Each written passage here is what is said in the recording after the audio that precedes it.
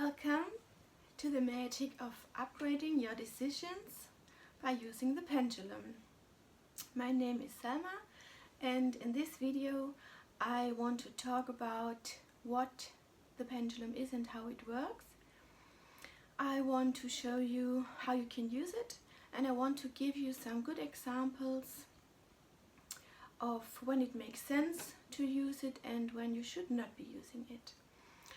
So this video is for my cousin Moritz because he had the idea to this, and of course for you if you are interested in this topic.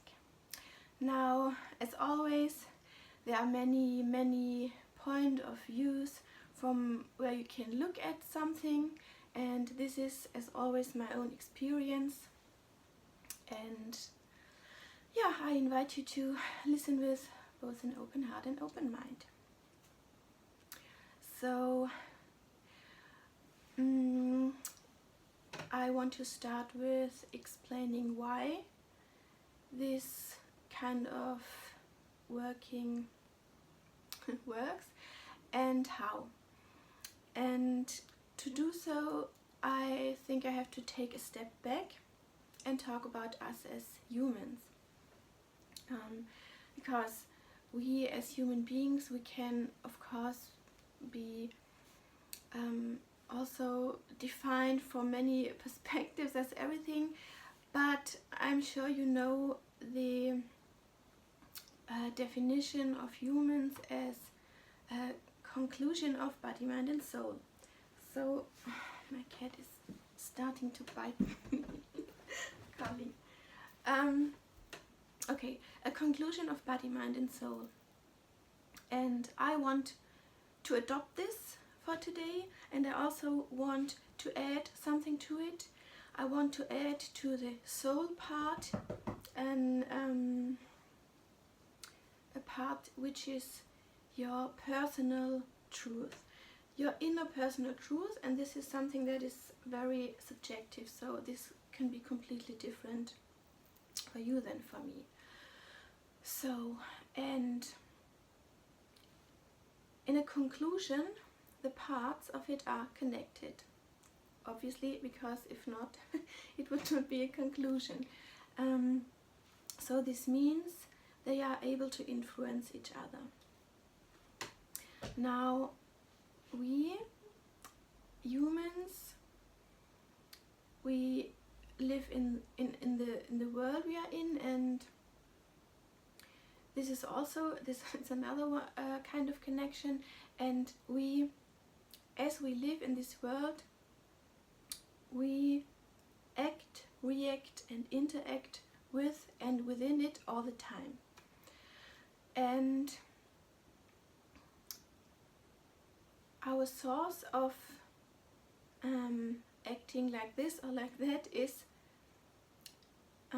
this inner personal truth, because this is the one that judges for us, so to speak. And so you can kind of break everything down to yes or no, which means I like something, I don't like something. And this is what we do in this video, because we use the pendulum for yes or no. You can also use it differently, but I do not cover this in this video. Okay, so, and this is why, I mean, we all know that, we all know of this connection, but we sometimes forget about it, and this is the reason, for example, because there's body language, which everyone knows, I think, this connection. And so, and these reactions exist, of course, in a range from 0 to 100%. And a strong reaction, what could that be in the daily life? Maybe maybe your boyfriend asks you if you want to marry him, and you're like, yes, of course I want to marry you, and you are so happy that you start to cry, and this is a very obvious reaction, of course. And one that exists more in the middle range could be you are in the grocery store and you suddenly see a neighbor and you don't like him and you don't want to see him, and this is and for a third or something of a second you look like that, your face expression will be like that, and then you think about it and you start to control your face again. But this is an uncontrolled reaction, and if your neighbor sees you in this moment, then he can see that. This is I don't know if this word is in English micro expression, it is in German, similar to that. So this is a more subtle reaction, but it is visible. And then there are also reactions that are more subtle and that are not visible, or you cannot feel them, but they are still there, because it's not possible to not react to your environment. So these are like tensions in your body that are very, very subtle. And so what you need to read these and make these visible is an instrument, right? An instrument that translates this reaction into a movement that is visible for your eyes. And this is exactly what a pendulum is. A pendulum is a really like a translation instrument, and you can buy them. I have one here. This is mine and I bought it. And as you see, this is a stone. This is quite heavy and a very thin chain on where this stone hangs. And this is a very sensible instrument. It has to be sensible because of the way it is constructed. Because, like I said, this is very thin and this is very heavy, and as you see, it tends to move itself quite well. Okay, so this instrument can translate your tensions into a visible movement. You could, if you don't have a pendulum or you don't want to buy one, you could also use, for example, I could use this ring because this is a quite heavy one, and I could go to my sewing kit and take a thread and just hang it on this thread. So this would also be, this would also work well, because this is also then a very, it wants to move itself because of the heavy ring. So this is important. Now, okay, and this is somehow like learning a new language, but in this case it's very easy because it's only yes or no. We have only yes or no, so you have only get to know two kind of movements of your pendulum. So how do you do that? This is very easy. One thing before you start is it's important to connect yourself to your inner wisdom part, because you want to connect with this, you want the answer from this part. So this is important. So all you have to do is, before you start, to have the intention to ask your soul. Call it your soul. Ask your soul. Tell yourself, I want to connect to my soul now, and I want to ask my soul this question, this or that question. And of course you have to break your question down to a yes or no answer, because otherwise you have to work differently. Okay, I try to show you. I don't know if it works that good because I'm talking. You can, when you do this the first time, you take your pendulum and you put your elbow onto the table. I have it now on my knee, so I'm moving around now, but yeah, it's not that bad now.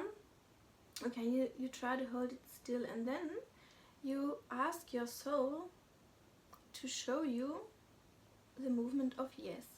And I'm saying now yes, and as you can see, this starts to move. I'm doing nothing. Do you see that? And in my case, it makes a circle, a right circle clockwise. This is my yes, I know this already. And then I think of no. And I'm doing nothing. I think of no again. You see this changes. And now already it makes another movement, which goes forward and back. And this is my no. This is in my case this can be different in your case. All you have to do is that. And don't look at it, or maybe it would be good when you do this the first time to close your eyes. Just close your eyes and relax, and then do this, and after some seconds or yeah, you can then look at it and see the movement, so you don't fix it and maybe this is really easy, but it's just a matter of the more often you do it, of course, the easier it gets, as everything. Okay, so now you know your yes and your no. And if you are still a bit unsure about that, I recommend you to just play around with this yes or no by asking really easy questions where the outcome is not that important for you, and which is about things in your everyday life, so you really can build a connection to this instrument, and so that you get a stable foundation, or a trust in it. Because if you are not sure if it works and you think maybe, then it makes even no sense to use it then, really. So this is what I highly recommend. Build trust in this way of working, because it's so easy, and it's so cool, and it's interesting, really, and it's also funny sometimes. And I recommend, for example, you are invited to a party, just ask your soul before you go there, will I like this party, or will I don't like it, will I not like it, will I don't like it. Okay. And then you see the outcome, and you just go there and you will see. Easy questions like that. And do this for a while, and do it really in a playfulness kind. It's really, like I said, it's really funny and interesting. So this is how it works. And now about the questions or the answers that make sense for you. Imagine you have a topic that goes round in your head, round, you think of it, can't sleep, and so on. I think every one of us knows that. And these are the topics we normally talk about with our best friends, right? So imagine you meet your friend and you tell him or her your story, and you say, oh, can you give me good advice? I really don't know what to do. And sometimes there are questions that your friend will say, hey, I really would like to give you the best advice for this, but this is a question only you can answer for yourself. This is so personal, only you can answer this question. And these are exactly the kinds of questions that you can answer with your pendulum, because the answer comes from your soul.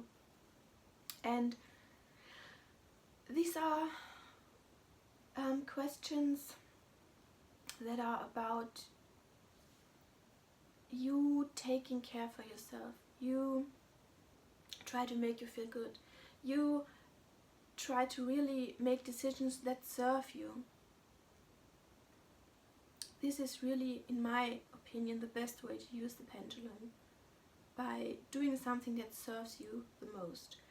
And I mean, of course, this can be questions, for example, should I stay in my job, or should I maybe start something new, complete new?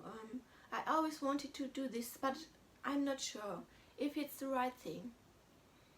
Or should I stay in this flat, or should I rent a new house, or should I buy a house, or some things like that. Or I mean, you have to know for yourself in which way you want to ask the pendulum, because this is very personal. And it's also, for example, when you are in a relationship and you feel somehow not that happy anymore, then you can also ask your pendulum, does it really serve me to stay in this relationship, or does it serve me more to just break up and do something for myself? these are the kind of questions that really make sense if you are ready for them, for the answers. I mean, for the answers. And one important thing about asking questions is the one thing, and this is really important, the more precise your question is, the more precise will be the answer. It's logical. And also try not to ask a question like, is this the best or is that the best, but ask, does this really serve me? Is this healthy for me? This would be another thing you could ask. For example, you want to eat healthy or you want to eat more vegetables, but there are so many vegetables. Which vegetables really nourish you and are good for you? This would be also a really interesting and nice everyday life question you can deal with. So yeah, and then, as I said in the beginning, there are also situations when you should not ask the pendulum. And there's one very clear sign when you should not be using it. And this is when you are not ready for the answer, when you do not really want to know the answer. This is what I really recommend not to do. If there can be an outcome you don't want to hear yet and you are not ready for it, then just don't ask. And it could also be the case that because your system is so trying to not want to hear that the answer can also not come to a clear, it could be that it's not a clear yes or no, and this is also not satisfying because you are your subconscious is so not wanting this that it can interact, and then you have an answer that is not clear. And also, when you are sick or something, depressed like that, then please go to your doctor or your therapist or something like that. Also, I would not recommend to ask the pendulum too often, because you should not depend on it. You should not make yourself depend on answering, on getting your questions answered like that. I mean, it's your answers anyway, but what the pendulum also does is really strengthening and train your intuition anyway, and especially when you work it the way I recommend it at the beginning, when you are playfully using it. So it's really, in case you have a question that is really important for you, then it really makes sense and it can really be helpful. And I think sometimes only to know that you have this possibility is great, so that you can really have your own bag, so to speak. This is what I have to say today to the pendulum. If there are any questions left, or if they came up during the video, please write them in the comments. I would really like to answer them.